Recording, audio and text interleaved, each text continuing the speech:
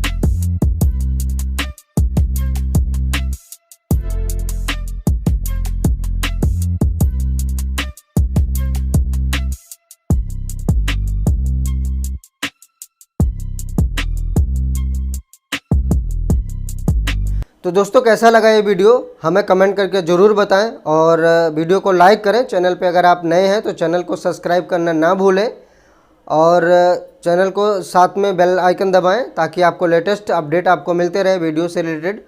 और thank you so much for watching this video. जय हिंद, वंदे मातरम।